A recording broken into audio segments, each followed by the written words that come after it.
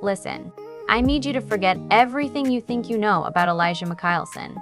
You hear that name, and you picture the suits, the umbrellas, the perfect voice saying, "My word is my bond," while he saves a damsel or protects his family. You picture Nobility, Restraint, the honorable brother who keeps Klaus in check. And honey, that is exactly what he wants you to picture. Because the truth is a lot bloodier than a wrinkled handkerchief. Elijah Mikaelson doesn't wear tailored suits because he has good taste. He wears them because blood doesn't show on black wool. That obsession with hygiene, the pocket squares, the polished shoes, the apartment that looks like a museum, that isn't class. That is crime scene sanitation. Klaus tears out throats with his bare hands and leaves the mess for everyone to see. Elijah? He kills you with a silver letter opener, folds your obituary into a perfect crease, and apologizes to your corpse for the inconvenience. And somehow, we call Klaus the monster and Elijah the gentleman. Wake up. The suit is not a costume. It is a containment unit. Every morning when Elijah buttons that jacket and adjusts his cufflinks, he is performing a ritual. He is drawing a line between the man and the beast. The problem is, the line is imaginary. There is no beast locked inside Elijah Mikaelson.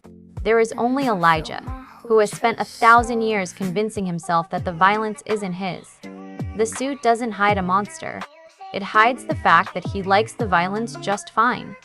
And let's talk about the Noble Brother Act, because that is the real con.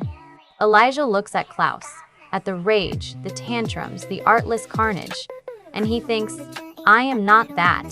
He believes his own hype. He believes that because he says please before he kills you, because he offers you a final drink, because he maintains eye contact while he crushes your windpipe, that somehow his brutality is civilized.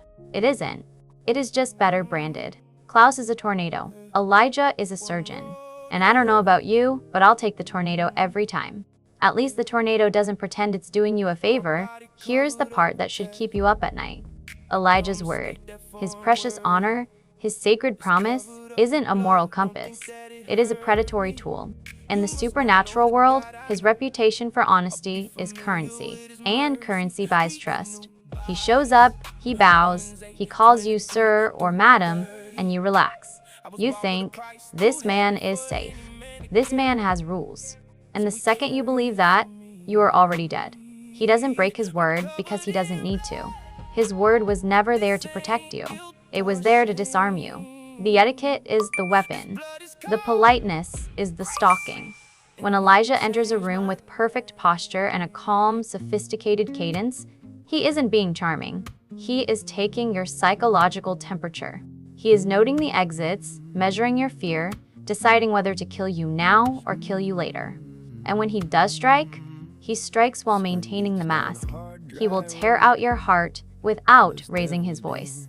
He will end your bloodline and then straighten his tie in the reflection of your fading eyes. That isn't control. That is dissociation, dressed up as discipline. But the real knife twist? The red door. Inside Elijah's mind, there is a room, a red room, and behind that door, he has locked every memory that doesn't fit the Noble Brother narrative. The massacres, the betrayals, the children, the centuries of carnage that would make Klaus look like an amateur. He doesn't remember them because he chooses not to. He has literally built a panic room inside his own psyche and stuffed his true self into it. And what lives in the rest of the house? The suit, the manners, the delusion. The mask doesn't slip when he loses his temper. The mask slips when he is calm. When he is perfectly calm, perfectly polite, perfectly still. That is when the real Elijah is showing, because the violence isn't an accident. It isn't a loss of control. It is the default setting. The suit was installed later. The monster was always there. We are drawn to him because he lets us believe that darkness can be beautiful. That if the killer is well-dressed and well-spoken, then maybe the killing isn't so bad.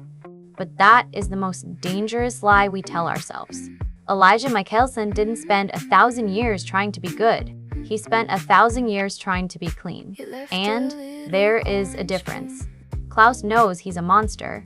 Elijah thinks he's the exception. And a man who believes his own innocence is capable of atrocities that the honest beast would never dream of. So the next time you see him straighten his tie, don't swoon, run.